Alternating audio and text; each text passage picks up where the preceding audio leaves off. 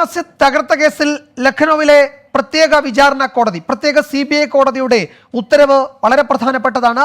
ഈ കേസിലെ വിചാരണ നേരിട്ട 32 പ്രതികളെയും കുറ്റവിമുക്തരാക്കിയിരിക്കുകയാണ് പ്രത്യേക വിചാരണ കോടതി അതിന്റെ ഉത്തരവിലൂടെ ചെയ്തിരിക്കുന്നത്. മുതിർന്ന BJP നേതാക്കളായ LK അദ്വാനി, മുരളി മനോഹർ ജോഷി, ഉമാഭാരതി, കല്യാൺ സിംഗ് അടക്കമുള്ളവർക്ക് ഈ വിധി നിർണായകവുമായിരുന്നു. കോടതിയുടെ പ്രധാനപ്പെട്ട കണ്ടെത്തലുകൾ ഇതിൽ പ്രോസിക്യൂഷന് പ്രതികൾക്കെതിരെ നിലനിൽക്കുന്ന തെളിവുകൾ ഹാജരാക്കാൻ കഴിഞ്ഞിട്ടില്ല എന്നാണ്.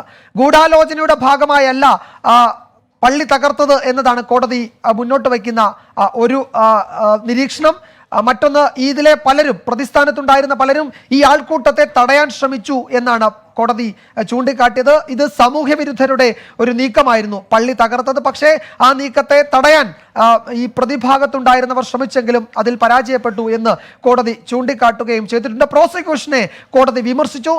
നിലനിൽക്കുന്ന തെളിവുകൾ ഹാജരാക്കാൻ പ്രോസിക്യൂഷൻ പരാജയപ്പെട്ടതായും കോടതി ചൂണ്ടിക്കാട്ടുന്നു. ലഖ്നൌവിലെ പ്രത്യേക CBI കോടതിക്ക് മുന്നിൽ നിന്നും MP പ്രദീപ് കുമാർ ഈ വാർത്തയുടെ കൂടുതൽ വിവരങ്ങൾ നൽകും. ഒപ്പം R രാധാകൃഷ്ണൻ ഡൽഹിയിൽ നിന്നും വിശദാംശങ്ങൾ നൽകും. പ്രദീപ്, ഈ ഉത്തരവിലെ പ്രധാനപ്പെട്ട കണ്ടെത്തലുകൾ, കോടതിയുടെ നിരീക്ഷണങ്ങൾ ഇവ എന്തൊക്കെയാണ്?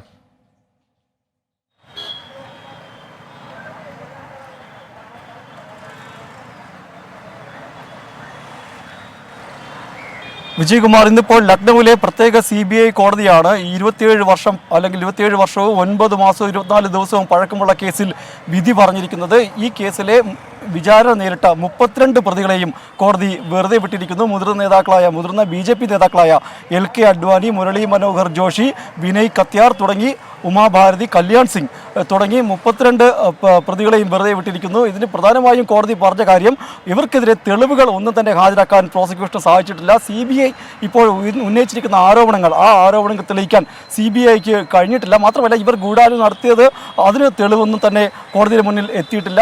അത് തെളിയിക്കാൻ CBIക്ക് സാധിച്ചിട്ടില്ല. മാത്രമല്ല, ഇതൊരു മുൻകൂട്ടി പദ്ധതി തയ്യാറാക്കിയതാണോ എന്ന മട്ടിലുള്ള ആരോപണങ്ങളും തെളിയിക്കാൻ എന്തായാലും സാധിച്ചിട്ടില്ല. കാരണം ഇത് ഒരു മുൻകൂട്ടി ആസൂത്രണം ചെയ്ത ഒരു വിഷയമല്ല എന്നാണ് കോടതി കണ്ടെത്തിയിരിക്കുന്നത്. മാത്രമല്ല, ജനക്കൂട്ടത്തെ ഇളക്കിവിടാൻ ഇവർ ശ്രമിച്ചു എന്ന് ഒരിക്കലും പറയാൻ സാധിക്കുകയില്ല എന്ന് തുടങ്ങിയ കണ്ടെത്തലുകളാണ് ഇപ്പോൾ ഈ കോടതി വിധിയിൽ പ്രധാനമായും പറഞ്ഞു വച്ചിരിക്കുന്നത്. അതുകൊണ്ട് തന്നെ ഇതിൽ ഗൂഢാലോചനയില്ല, ജനക്കൂട്ടത്തെ ഇളക്കി വിട്ടിട്ടില്ല, മുൻകൂട്ടി ആസൂത്രണം ചെയ്തിട്ടില്ല. ഇത്തരം ആരോപണങ്ങളെല്ലാം തന്നെ കോടതി തള്ളിക്കളഞ്ഞിരിക്കുന്നു. 32 പ്രതികളെയും വെറുതെ വിടാനാണ് കോടതി ഉത്തരവിട്ടിരിക്കുന്നത്. ഇത് എന്തായാലും ഈ 32 പ്രതികളിൽ 6 പേർ ഇന്ന് കോടതിയിൽ ഹാജരായില്ല. LK അഡ്വാനി അടക്കം 6 നേതാക്കൾ ഇന്ന് കോടതിയിൽ ഹാജരായില്ല. കാരണം അവരുടെ പ്രായാധികമായ പ്രശ്നങ്ങൾ കാരണവും പിന്നെ അതുപോലെ ഉമാഭാരതി, കല്യാൺ സിംഗ്, നിത്യ ഗോപാൽ ദാസ് എന്നിവർക്ക് കോവിഡാണ്. അതുകൊണ്ട് തന്നെ അവർ ചികിത്സയിലാണ്. എങ്കിലും ഇവർ ഈ 6 പേരും വീഡിയോ കോൺഫറൻസിലൂടെ ഈ ഒരു കോടതി നടപടിയിൽ പങ്കെടുത്തു. അതിനുശേഷമാണ് കോടതി വളരെ കൃത്യമായി ഇവരുടെ എല്ലാം ഈ 2000 പേജിൽ പരം 2200 പേജ് എന്നാണ് നമുക്കിപ്പോൾ മനസ്സിലാക്കാൻ സാധിക്കുന്നത് ഉള്ള വിധി വളരെ വിശകലനം ചെയ്തുകൊണ്ടാണ് വിധി എഴുതിയിരിക്കുന്നതെന്നാണ് ഇപ്പോൾ മനസ്സിലാക്കാൻ സാധിക്കുന്നത്. എന്തായാലും ഈ 32 പ്രതികളെയും കോടതി വെറുതെ വിട്ടിരിക്കുന്നു. പ്രദീപ്, 2 കാര്യങ്ങൾ. ഒന്ന്, പ്രോസിക്യൂഷന് കോടതി എന്താണ് പ്രോസിക്യൂഷന്റെ ഈ നിലപാട്? അതായത് വിമർശനം ഉണ്ടായിരിക്കുന്നു വിധിയിൽ പ്രോസിക്യൂഷന്. നിലനിൽക്കുന്ന തെളിവുകൾ ഹാജരാക്കാൻ പ്രോസിക്യൂഷന് കഴിഞ്ഞില്ല എന്നാണ് കോടതി ചൂണ്ടിക്കാട്ടുന്നത്. മറ്റൊന്ന്, അപ്പീൽ നൽകണമെന്ന് പലരും ആവശ്യപ്പെടുന്നുണ്ട്, രാഷ്ട്രീയ നേതൃത്വം ആവശ്യപ്പെടുന്നുണ്ട്. അങ്ങനെയാണെങ്കിൽ അത് അന്വേഷണ ഏജൻസി ഈ ഘട്ടത്തിൽ അപ്പീൽ നൽകുമോ എന്ന് നമുക്ക് പറയാൻ കഴിയില്ല. ഉത്തർപ്രദേശ് വഖഫ് ബോർഡ് അപ്പീൽ നൽകാൻ ഒരുങ്ങുന്നു എന്നാണ് ഒരു വിവരം. എന്താണ് അത് സംബന്ധിച്ചും നൽകാൻ കഴിയുന്ന പുതിയ വിവരങ്ങൾ അവിടെ നിന്നും?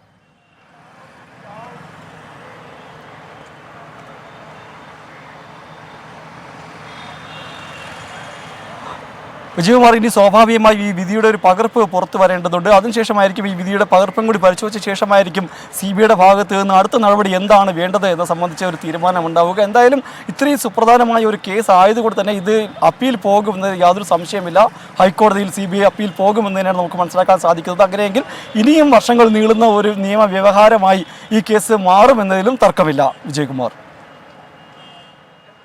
MP പ്രദീപ് കുമാറാണ് വിവരങ്ങൾ നൽകിയത്. ലഖ്നൌവിലെ പ്രത്യേക CBI കോടതിക്ക് മുന്നിൽ നിന്നുമാണ് പ്രദീപ് വിശദാംശങ്ങൾ നൽകിയത്. ഉത്തരവിന്റെ പകർപ്പ് പുറത്തു വരണം. 2000 പേജുണ്ട്. അതിൽ എന്തൊക്കെയാണ് കൂടുതൽ നിരീക്ഷണങ്ങൾ എന്ന ആ ഘട്ടത്തിൽ മാത്രമേ നമുക്കറിയാൻ കഴിയൂ. അപ്പീൽ സാധ്യത സംബന്ധിച്ച് പ്രോസിക്യൂഷൻ, അതായത് CBI തീരുമാനമെടുക്കണം. ഇതൊക്കെ അടുത്ത മണിക്കൂറുകളിൽ സംഭവിക്കാൻ പോകുന്നുണ്ട്. ഡൽഹിയിൽ നിന്നും R രാധാകൃഷ്ണൻ കൂടുതൽ വിവരങ്ങൾ നൽകും. ആർക്കെ, വളരെ പ്രധാനപ്പെട്ട രാഷ്ട്രീയ പ്രതികരണങ്ങൾ ഇതിനോടകം വന്നു. കേന്ദ്ര സർക്കാരും BJPയും വിധിയെ സ്വാഗതം ചെയ്തിട്ടുണ്ട്. ഏതാണ്ട് BJP നേതാവ് അല്ലെങ്കിൽ കേന്ദ്രമന്ത്രി രവിശങ്കർ പ്രസാദ് ഈ വിധി വന്നതിന് തൊട്ട് പിന്നാലെ LK അദ്വാനിയെ സന്ദർശിച്ചു എന്നതും രാഷ്ട്രീയ പ്രാധാന്യമുള്ള ഒരു വിഷയം തന്നെയാണ്. എന്താണ് ഡൽഹിയിൽ ഈ വിധിക്ക് ശേഷമുണ്ടായ രാഷ്ട്രീയ നീക്കങ്ങൾ, തുടർ ചർച്ചകൾ, ഇതിന്റെയൊക്കെ വിവരങ്ങൾ എന്തൊക്കെയാണ് ആർക്കെ? വിജയൻ, ഡൽഹിയെ സംബന്ധിച്ച് ഈ ഒരു തീരുമാനവുമായി ബന്ധപ്പെട്ടിട്ടുള്ള ഒരു പ്രതികരണങ്ങൾ വന്നുകൊണ്ടിരിക്കുന്നേ ഉള്ളൂ. അതിൽ ഏറ്റവും പ്രധാനപ്പെട്ടത് അദ്വാനിയുടെയും മുരളി മനോഹർ ജോഷിയുടെയും ഭാഗത്ത് നിന്നുണ്ടായ പ്രതികരണമാണ്. രണ്ടുപേരും ഈ വിധിയെ സ്വാഗതം ചെയ്തു. മുരളി മനോഹർ ജോഷി ഈ വിധിയുമായി ബന്ധപ്പെട്ട് പറഞ്ഞിരിക്കുന്നത് ഒരു വിധത്തിലുള്ള ഒരു ഗൂഢാലോചനയും തങ്ങൾ നടത്തിയിട്ടില്ല, അത് കോടതിക്ക് ബോധ്യപ്പെടുത്താൻ തങ്ങൾക്ക് സാധിച്ചു. തങ്ങൾക്ക് നേരെ ഉന്നയിക്കപ്പെട്ട ആക്ഷേപങ്ങൾ അന്ന് ആ രാഷ്ട്രീയ സാഹചര്യത്തിലാണ് ഈ വിധത്തിലുള്ള ഒരു നിരീക്ഷണം തങ്ങൾക്കെതിരെ ഈ CBI അടക്കം നടത്തിയത്. അക്കാര്യത്തിൽ അന്ന് തന്നെ തെളിവില്ലായിരുന്നു എന്നുള്ളത് CBIക്ക് തന്നെ ബോധ്യപ്പെട്ടിരുന്നതാണ്.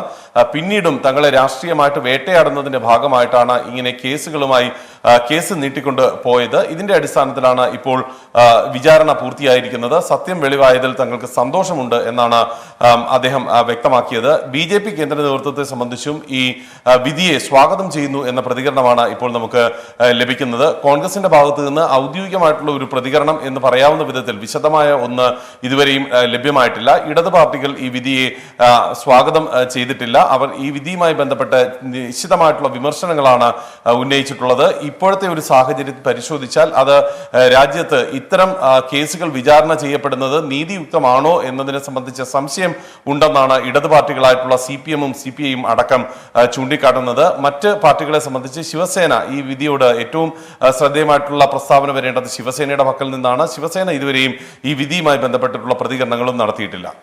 വിജയൻ. ആർ രാധാകൃഷ്ണനാണ് വിവരങ്ങൾ നൽകിയത്. RK സൂചിപ്പിച്ചതുപോലെ രാഷ്ട്രീയ പ്രതികരണങ്ങൾ ഈ വിഷയത്തിൽ വന്നുകൊണ്ടിരിക്കുന്നതേ ഉള്ളൂ. ഈ വിധി ആ നിലയിൽ രാജ്യവ്യാപകമായി ചർച്ച ചെയ്യുമെന്ന് നമുക്കറിയാം. ഇതിനോടകം തന്നെ വിധി നിർഭാഗ്യകരമാണെന്ന പ്രതികരണവുമായി CPM രംഗത്ത് വന്നു. അതുപോലെ മുസ്ലിം ലീഗും ഇതേ സമാന നിലയിൽ തന്നെയാണ് പ്രതികരിച്ചത്. അപ്പീൽ നൽകണമെന്നാണ് മുസ്ലിം ലീഗ് ആവശ്യപ്പെട്ടിരിക്കുന്നത്. ഈ വിധിയെ സ്വാഗതം ചെയ്യുകയാണ് കേന്ദ്ര സർക്കാരും BJP-യും ചെയ്തത്. കേന്ദ്രമന്ത്രി രാജ്നാഥ് സിംഗ്, അതുപോലെ BJP നേതാവ് റാം മാധവ്, LK അദ്വാനിയും മുരളി മനോഹർ ജോഷിയും ഈ വിധിയെ അംഗീകരിക്കുന്നു, സ്വാഗതം ചെയ്യുന്നു, സത്യം തെളിഞ്ഞു എന്നാണ് പ്രതികരിച്ചത്. നമുക്ക് വിവിധ മേഖലകളിലുള്ള നേതാക്കളുടെ പ്രതികരണങ്ങളിലേക്ക് കടക്കാം. അടുത്തതായി स्पेशल कोर्ट का आज का जो निर्णय हुआ है वह अत्यंत महत्वपूर्ण है और हम सब के लिए बहुत खुशी का प्रसंग है. जब ये समाचार सुना, जय श्री राम कह करके हमने इसका स्वागत किया. इससे हम सब प्रसन्न हैं, देश प्रसन्न है और मैं ऐसा समझता हूँ कि इसके बाद ये विवाद समाप्त होना चाहिए और सारे देश को मिलकर भव्य राम मंदिर के निर्माण के लिए तत्पर होना चाहिए.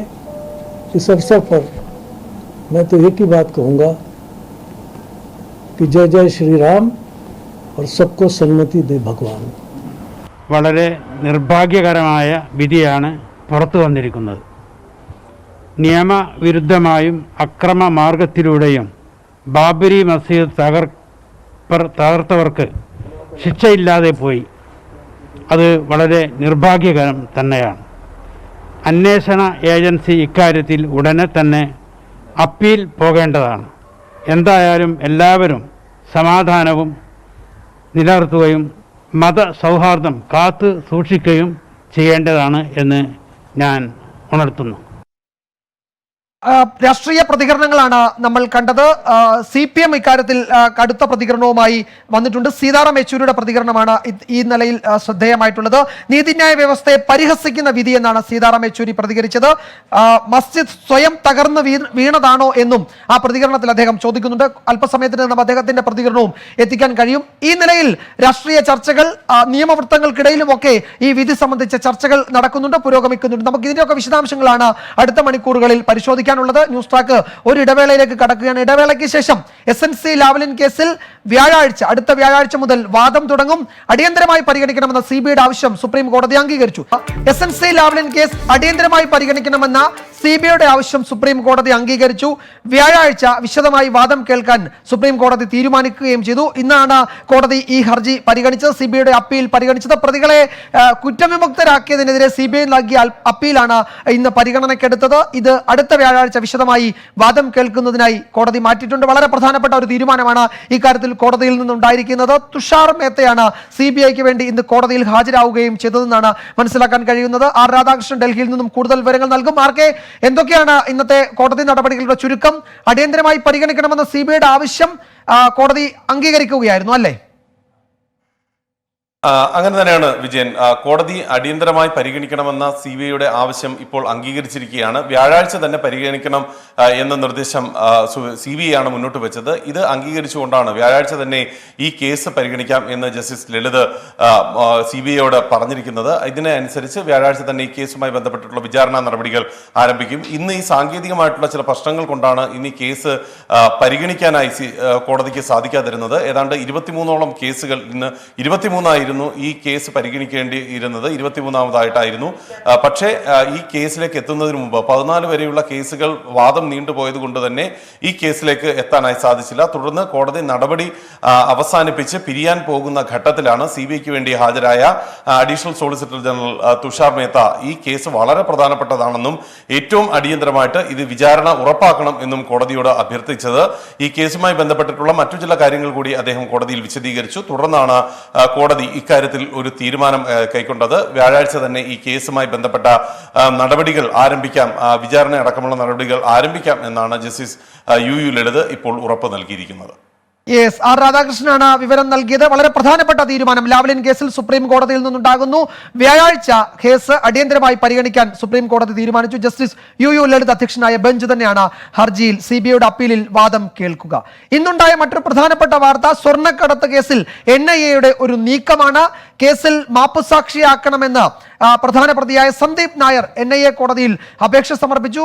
സന്ദീപ് നായരുടെ മൊഴി രേഖപ്പെടുത്തുന്നതിന് കോടതി അനുമതി നൽകുകയും ചെയ്തു. വളരെ പ്രധാനപ്പെട്ട ഒരു നീക്കമാണിത്. കേസിലെ ഒരു വഴിത്തിരിവ് എന്ന് വേണമെങ്കിൽ നമുക്ക് ഈ നീക്കത്തെ വിശേഷിപ്പിക്കുകയും ചെയ്യാം. സഹിൻ ആന്റണി കൊച്ചിയിൽ നിന്നും NIA കോടതിയിൽ നിന്നും കൂടുതൽ വിവരങ്ങൾ നൽകും. സഹിൻ, എന്താണ് ഈ സന്ദീപ് നായർ കോടതിയിൽ പറഞ്ഞത്? മൊഴി രേഖപ്പെടുത്തൽ, കുറ്റസമ്മത മൊഴി രേഖപ്പെടുത്തൽ എന്ന നടപടി എപ്പോഴുണ്ടാകും? എന്തൊക്കെയാണ് കൂടുതൽ വിവരങ്ങൾ സഹിൻ? വിജയകുമാർ, NIA കോടതിയിൽ ഇന്ന് താൻ കുറ്റസമ്മത മൊഴി നടത്താൻ തയ്യാറാണ് എന്ന് തന്നെയായിരുന്നു സന്ദീപ് നായർ കോടതിയെ അറിയിച്ചിരുന്നത്. ഇതിൽ കോടതി അനുമതി നൽകുകയും ചെയ്തിട്ടുണ്ട്.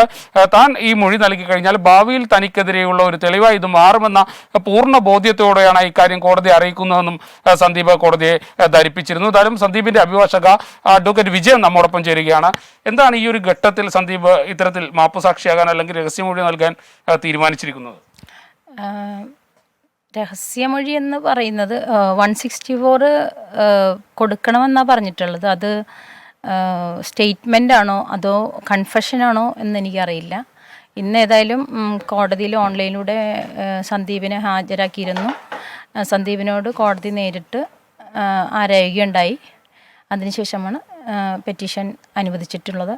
ഏതെങ്കിലും ഒരു ഘട്ടത്തിൽ സന്ദീപ് ഇതിനു മുൻപ് കോടതിയോട് ഇക്കാര്യം അല്ലെങ്കിൽ മജിസ്ട്രേറ്റിനോട് ഇത് പറയണമെന്ന് പറഞ്ഞിരുന്നു നടത്തോട്? മുൻപ് ഒരു തവണ പറഞ്ഞിരുന്നു. കോടതി മജിസ്ട്രേറ്റിന് രഹസ്യമൊഴി നൽകണമെന്ന് മുൻപ് പറഞ്ഞിട്ടുണ്ട്.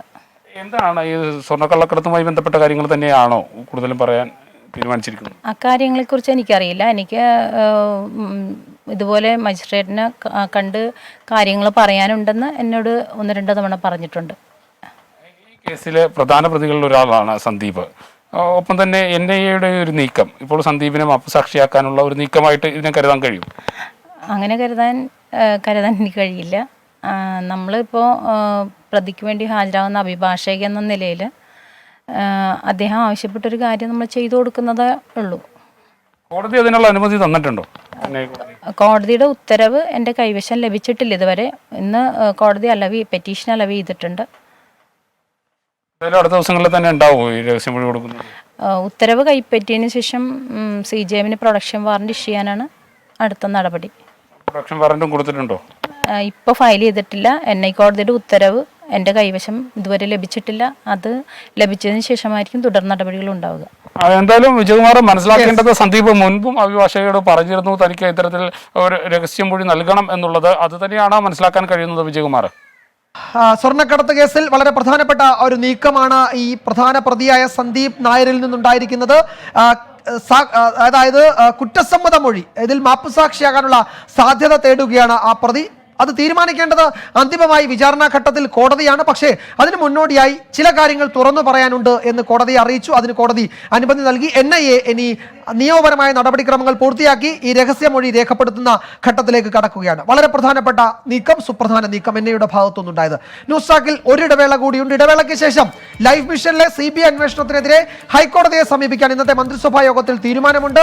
അതിന് നിയമോപദേശം ലഭിക്കുകയും ചെയ്തു. ലൈഫ് മിഷനിലെ CBI അന്വേഷണത്തിനെതിരെ സംസ്ഥാന സർക്കാർ ഹൈക്കോടതിയെ സമീപിക്കാൻ ഒരുങ്ങുകയാണ്. വളരെ പ്രധാനപ്പെട്ട ഈ തീരുമാനം ഇന്നത്തെ മന്ത്രിസഭാ യോഗത്തിലുണ്ടായി. അഡ്വക്കേറ്റ് ജനറൽ നിയമോപദേശം ഇക്കാര്യത്തിൽ സർക്കാരിന് ലഭിക്കുകയും ചെയ്തിട്ടുണ്ട്. ഏതാണ്ട് ഒരു തുറന്ന ഏറ്റുമുട്ടലിന് സംസ്ഥാന സർക്കാർ തയ്യാറാകുന്നു എന്ന സൂചനയാണ് നമുക്ക് ഈ വാർത്തയിൽ നിന്നും ലഭിക്കുന്നത്. കൂടുതൽ വിവരങ്ങൾ ദിലീപ് കുമാർ തിരുവനന്തപുരത്ത് നിന്ന് നൽകും. ദിലീപ്, എന്താണ് ഈ വിഷയത്തിൽ നിന്ന് മന്ത്രിസഭയിൽ നടന്ന ചർച്ചയുടെ സ്വഭാവം? ഉടൻ തന്നെ ഹൈക്കോടതിയെ സമീപിക്കാനാണോ സർക്കാർ തീരുമാനിച്ചിരിക്കുന്നത്? വിജയകുമാർ, വടക്കാഞ്ചേരി ലൈഫ് മിഷൻ ഭവന സമുച്ചയ പദ്ധതിയുമായി ബന്ധപ്പെട്ടുകൊണ്ടുള്ള അന്വേഷണം ഉന്നത ഉദ്യോഗസ്ഥരിലേക്ക് നീങ്ങുന്ന സാഹചര്യത്തിലാണ് സർക്കാർ അടിയന്തരമായി ഇക്കാര്യത്തിൽ ഇടപെടുന്നതിന് തീരുമാനിച്ചിട്ടുള്ളത്. CBI അന്വേഷണത്തിനെതിരെ ഹൈക്കോടതിയെ സമീപിക്കുന്നതിനാണ് ഇപ്പോൾ മന്ത്രിസഭാ യോഗം തീരുമാനിച്ചിരിക്കുന്നത്. ഇക്കാര്യത്തിൽ അഡ്വക്കേറ്റ് ജനറലിന്റെ നിയമോപദേശം ഉണ്ടെന്നും മന്ത്രിസഭാ യോഗത്തിൽ മുഖ്യമന്ത്രി റിപ്പോർട്ട് ചെയ്തു. ഇതിന്റെ കൂടി അടിസ്ഥാനത്തിലാണ് ഇത്തരത്തിലൊരു തീരുമാനമെടുത്തിരിക്കുന്നത്. സംസ്ഥാന സർക്കാരിന്റെയോ ഹൈക്കോടതിയുടെയോ നിർദ്ദേശമില്ലാതെ CBI ഇത്തരം ഒരു അന്വേഷണം ഏറ്റെടുക്കാൻ പാടില്ല എന്ന നിലപാടാണ് സംസ്ഥാന സർക്കാരിൻ്റേത്. അതേസമയം വിദേശ നാണ്യ വിനിമയ ചട്ടത്തിന്റെ ലംഘനം ഉണ്ടായിട്ടുണ്ട്. അതുകൊണ്ട് CBIക്ക് ഇത്തരം ഒരു കേസിൽ നേരിട്ട് തന്നെ അന്വേഷണം നടത്തുന്നതിന് തടസ്സമില്ല എന്ന നിലപാടാണ് മറുഭാഗം സ്വീകരിച്ചിട്ടുള്ളത്. ഏതായാലും CBI ഇക്കാര്യത്തിൽ അന്വേഷണം പുരോഗമിക്കുന്ന സാഹചര്യത്തിലാണ് സംസ്ഥാന സർക്കാർ ഇപ്പോൾ ഹൈക്കോടതിയെ സമീപിക്കുന്നതിന് തീരുമാനിച്ചിരിക്കുന്നത്. വിജയൻ. ദിലീപ്, ഇന്നലെ പ്രതിപക്ഷ നേതാവ് രമേശ് ചെന്നിത്തല പറഞ്ഞത് സംസ്ഥാന സർക്കാർ CBIയെ കേരളത്തിൽ തടയാൻ ശ്രമിക്കുന്നു, അതിനായി ഓർഡിനൻസിന് നീക്കം നടത്തുന്നു എന്നതാണ്. ഒരുപക്ഷെ പ്രത്യക്ഷത്തിൽ ഇതൊരു ഓർഡിനൻസിന്റെ സ്വഭാവത്തിലോ ഒന്നുമല്ല, തടയാനുള്ള ശ്രമമല്ല എങ്കിൽ പോലും ഫലത്തിൽ പ്രതിപക്ഷത്തിന് വേണമെങ്കിൽ സർക്കാരിന് ഭയമുള്ളത് കൊണ്ട് CBIയെ ഇവിടെ തടയുന്നു, അതിനുവേണ്ടി കോടതിയെ സമീപിക്കുന്നു എന്ന ഒരു രാഷ്ട്രീയ പ്രതിരോധം ഉയർത്തി വീണ്ടും സർക്കാരിനെ ആക്രമിക്കാൻ ഒരു അവസരം കൂടി കിട്ടുകയല്ലേ ഈ തീരുമാനത്തിലൂടെ?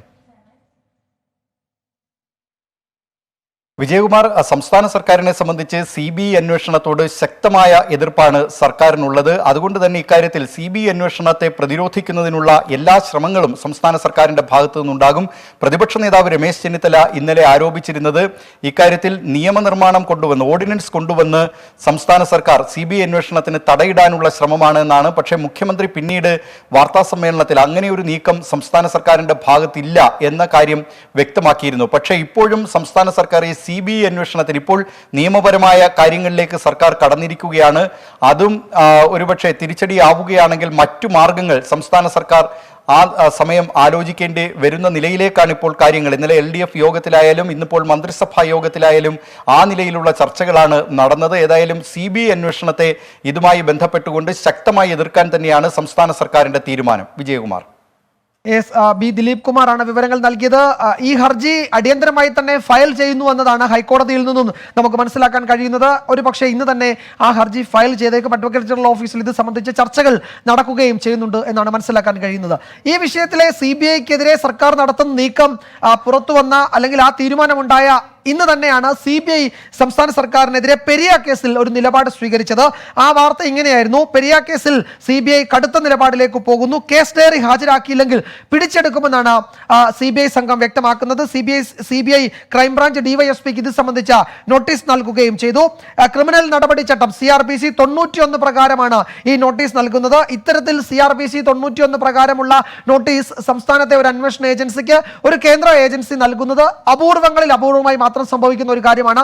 പെരിയ കേസിന്റെ കാര്യത്തിൽ ഏതാണ്ട് 6 തവണ ഈ രേഖകൾ ചോദിച്ചിട്ടും നൽകാത്ത സാഹചര്യത്തിലാണ് കടുത്ത നടപടികളിലേക്ക് CBI കടക്കുകയും ചെയ്യുന്നത്. ഇതടക്കമുള്ള വാർത്തകളാണ് അടുത്ത മണിക്കൂറുകളിൽ വലിയ തോതിൽ ഡെവലപ്പ് ചെയ്യാൻ പോകുന്നത്. ലക്നൌവിലെ CBI കോടതി ഉത്തരവിനെ തുടർന്നുള്ള രാഷ്ട്രീയ പ്രതികരണങ്ങൾ, നിയമപരമായ വിലയിരുത്തലൊക്കെ വരാനിരിക്കുന്നുണ്ട്. വളരെ പ്രധാനപ്പെട്ട ഒരു വാർത്താ ദിനത്തിലൂടെയാണ് നമ്മൾ കടന്നു പോകുന്നത്. ന്യൂസ് ട്രാക്ക് ഇവിടെ അവസാനിക്കുകയാണ്. ഇനി വികസന വിശേഷം കാണാം. ഇന്ന് കിഫ്ബിയുടെ ധനലഭ്യതയിലൂടെ വികസനമെത്തിയ പാലക്കാട് കൊഴിഞ്ഞാമ്പാറയിലെ പോസ്റ്റ് മെട്രിക് ഹോസ്റ്റലിന്റെ വിശേഷങ്ങൾ കാണാം. നമസ്കാരം.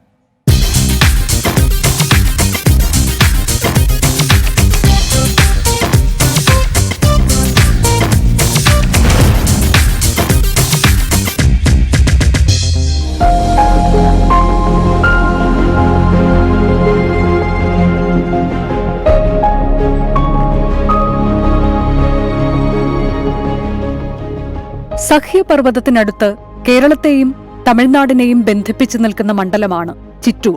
പാലക്കാട് ജില്ലയുടെ അതിർത്തി പ്രദേശമായ ചിറ്റൂരിന്റെ പ്രത്യേകതകളിലൊന്ന് ഭൂമിശാസ്ത്രപരമായും സാംസ്കാരികമായുമുള്ള വൈവിധ്യമാണ്. തെങ്ങിൻ തോപ്പുകളും നെൽപ്പാടങ്ങളും കൊണ്ട് പ്രകൃതി അലങ്കരിച്ചിട്ടുള്ള ചിറ്റൂരിലെ ജനങ്ങളുടെ പ്രധാന ഉപജീവനമാർഗം കൃഷിയും അനുബന്ധ തൊഴിലുകളും ആണ്. സാമ്പത്തികമായും വിദ്യാഭ്യാസപരവുമായുള്ള വെല്ലുവിളികൾ നേരിടുന്ന മണ്ഡലം കൂടിയാണ് ചിറ്റൂർ. തമിഴ് ഭൂരിപക്ഷ പ്രദേശമായ ചിറ്റൂരിൽ 2 സർക്കാർ കോളേജുകളാണ് ഉള്ളത്. പിന്നാക്ക വിഭാഗങ്ങളിൽപ്പെട്ട വിദ്യാർത്ഥിനികളുടെ തുടർ പഠനത്തിനു വേണ്ട സൗകര്യങ്ങളുടെ അഭാവം മണ്ഡലത്തിൽ നിലനിന്നിരുന്നു. 10ാം ക്ലാസ്സിന് ശേഷം തുടർ പഠനത്തിനെത്തുന്ന വിദ്യാർത്ഥിനികളുടെ കൊഴിഞ്ഞുപോക്കിന് പരിഹാരം എന്ന നിലയിലാണ് ഇവിടെ ഒരു പോസ്റ്റ് മെട്രിക് ഹോസ്റ്റൽ എന്ന ആശയം ജനിക്കുന്നത്. പഠനത്തിനെത്തുന്ന വിദ്യാർത്ഥികൾക്ക് സൗകര്യപ്രദമായ താമസ സൗകര്യം മണ്ഡലത്തിലില്ല എന്ന കണ്ടെത്തലിലൂടെ ഈ ആശയം കിഫ്ബി പദ്ധതിയുടെ ഭാഗമായി. പട്ടികജാതി വിഭാഗത്തിൽപ്പെട്ട പെൺകുട്ടികൾക്ക് സുരക്ഷിതവും പഠന സൗഹൃദവുമായ ഒരു ഹോസ്റ്റൽ എന്ന പദ്ധതി കിഫ്ബിയിലേക്ക് നിർദ്ദേശിച്ചത് മണ്ഡലത്തെ പ്രതിനിധീകരിക്കുന്ന ജലവിഭവ വകുപ്പ് മന്ത്രി കെ കൃഷ്ണൻകുട്ടിയാണ്. കൊഴിഞ്ഞാമ്പാറ പഞ്ചായത്തിലെ നാട്ടുകല്ലിലാണ് ഹോസ്റ്റലിനായി സ്ഥലം കണ്ടെത്തിയത്. തൊട്ടടുത്തുള്ള വിദ്യാഭ്യാസ സ്ഥാപനങ്ങളാണ് നാട്ടുകൽ സർക്കാർ കോളേജും ITIയും. ആധുനിക സൗകര്യങ്ങളോട് കൂടിയ 3 നില കെട്ടിടത്തിന്റെ പണി സമയബന്ധിതമായി പൂർത്തീകരിക്കാൻ കഴിഞ്ഞുവെന്നതിൽ ജനപ്രതിനിധി സന്തോഷത്തിലാണ്. ഇതിലെന്താ ഗുണം വെച്ചാൽ ഏറ്റവും പിന്നോക്കം നിൽക്കുന്ന പ്രദേശമാണ് ഇവിടെ. അയിത്തം ഉണ്ടായിരുന്ന ഒരു കാലമുണ്ട്. അയിത്തം ഉണ്ടായിരുന്ന കാലമുണ്ട്. അവിടെ നിന്നാണ് അതൊരു വലിയ മാറ്റം കൊണ്ടുവന്നത്. ഇപ്പോൾ സാധാരണ കുട്ടികൾ, പാവപ്പെട്ട പിന്നോക്ക വർഗത്തിൽപ്പെട്ട കുട്ടികൾ അവിടെ അച്ഛനും അമ്മയ്ക്ക് വിദ്യാഭ്യാസത്തിൽ പറഞ്ഞു കൊടുക്കാൻ പറ്റില്ല. അങ്ങനെയുള്ളൊരു വിദ്യാഭ്യാസത്തിന് പറ്റിയൊരു അന്തരീക്ഷത്തിലല്ല വീട്ടിൽ. രാത്രി വരും, പകൽ വരും, ഇതൊക്കെ വരും. ആ കുട്ടികൾക്ക് വലിയൊരു അനുഗ്രഹമാണ്. അപ്പോൾ ഈ ഹോസ്റ്റലിൽ താമസിക്കുമ്പോൾ എന്താ വെച്ചാൽ അത് കഴിഞ്ഞാൽ വൈകുന്നേരത്ത് അവർക്ക് തന്നെ ഒരു ക്ലാസ്സൊക്കെ കൊടുക്കുന്നുണ്ട്. നല്ല രീതിയിൽ അവർക്ക് ഗൈഡ് ലൈൻസൊക്കെ കൊടുക്കുന്നതാണ്. ആ കുട്ടികളൊക്കെ നല്ല രീതിയിലേക്ക് ഇപ്പോൾ എത്തുന്നുണ്ട്. അവർക്ക് പോഷകാഹാരം വീട്ടിൽ കിട്ടില്ല, ആ പോഷകാഹാരം കിട്ടും. ഇപ്പോൾ ചില കുട്ടികൾ വളർച്ചയുണ്ടാവും, നല്ല ആഹാരമേ കിട്ടില്ലല്ലോ. അപ്പോൾ അതൊക്കെ നമുക്ക് കിട്ടി നല്ലൊരു മാറ്റം ഉണ്ടാക്കാൻ അതിൽ സാധിച്ചിട്ടുണ്ട്. അതാണ് എനിക്കതിൽ ചുരുക്കത്തിൽ പറയാനുള്ളത്. 2016 പദ്ധതിക്ക് ഭരണാനുമതി ലഭിക്കുന്നത്.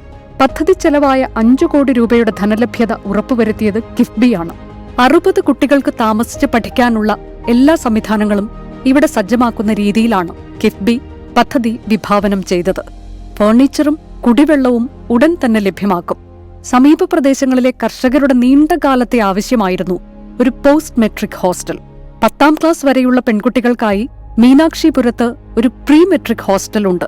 എന്നാൽ ഹയർ സെക്കൻഡറി, കോളേജ് വിദ്യാർത്ഥികൾക്ക് താമസിക്കാൻ പ്രദേശത്ത് ഹോസ്റ്റൽ സൗകര്യമില്ല. ഉപരിപഠനത്തിന് ഉദ്ദേശിക്കുന്നവർക്ക് പാലക്കാട് നഗരത്തിനടുത്തുള്ള കണ്ണാടിയിലെ ഹോസ്റ്റൽ മാത്രമായിരുന്നു ആശ്രയം. വീടുകളിൽ നിന്ന് പോയി വന്നുള്ള പഠനം ദൂരക്കൂടുതലും അനുബന്ധ ചെലവുകളും മൂലം ബുദ്ധിമുട്ടായി മാറുന്ന അവസ്ഥയായിരുന്നു ഇവിടെ. ഹോസ്റ്റലിന്റെ വരവോടെ 10ാം ക്ലാസ്സിന് ശേഷം പഠനം നിർത്തുന്ന പെൺകുട്ടികളുടെ എണ്ണം കുറയ്ക്കാനാകുമെന്ന പ്രതീക്ഷയിലാണ് മന്ത്രി കെ കൃഷ്ണൻകുട്ടി. 5 കോടി രൂപയുടെ പ്രോജക്റ്റാണ് അതായത് MLA-മാരെ എഴുതി കൊടുക്കുകയാണ്. എനിക്ക് ഇതിൻ്റെ ഉൾപ്പെടുത്തണം എന്ന് പറഞ്ഞ് എഴുതി കൊടുത്താൽ അത് കിട്ടും. അത് നമ്മൾ അങ്ങനെ ഇടപെടൽ നടത്തിയാലേ അത് കിട്ടുള്ളൂ. പാവപ്പെട്ട ആളുകൾക്ക് അതൊരു എന്താ പറയുക, വലിയൊരു അനുഗ്രഹമാണ്. അവർക്ക് ദിവസം പണിയെടുത്തിട്ട് പോയി കഴിയുമ്പോൾ മക്കളെ പഠിപ്പിക്കാനുള്ള പൈസയൊന്നും ഉണ്ടായില്ലല്ലോ കയ്യിൽ. അതൊക്കെ അവർക്ക് സൗജന്യമായിട്ട് കിട്ടുകയല്ലേ, അതൊരു വലിയ അനുഗ്രഹമല്ലേ. പാർശ്വവത്കരിക്കപ്പെട്ട ജനവിഭാഗങ്ങളെ ഉൾച്ചേർത്തുകൊണ്ടുള്ള വികസനമാണ് കിഫ്ബി ഈ പദ്ധതിയിലൂടെ ലക്ഷ്യമിടുന്നത്. സുരക്ഷിതവും സൗകര്യപ്രദവുമായുള്ള താമസ സൗകര്യങ്ങൾ ഒരുക്കി നൽകുന്നതിലൂടെ പെൺകുട്ടികളെ ഉന്നത വിദ്യാഭ്യാസത്തിലേക്ക് കൈപിടിച്ചു നടത്താനാകുമെന്നാണ് അധികൃതരുടെ വിലയിരുത്തൽ. പട്ടികജാതി വികസന വകുപ്പിൻ്റെ പ്രതീക്ഷ എന്ന് പറയുന്നത് ഇവിടെ +1 മുതൽ മേൽപോട്ട് പഠിക്കുന്ന പട്ടികജാതി വിദ്യാർത്ഥിനികൾക്ക് ഇത് വലിയൊരു ഉപകാരമായിരിക്കും, വലിയൊരു അനുഗ്രഹമായിരിക്കും. ഇത് കാരണം എന്താ വെച്ചാൽ ഇവിടെ എല്ലാ സൗകര്യങ്ങളാണ് ഉള്ളത്. ഇവിടെ actual boarding and lodging charge കൊടുക്കുന്നുണ്ട്.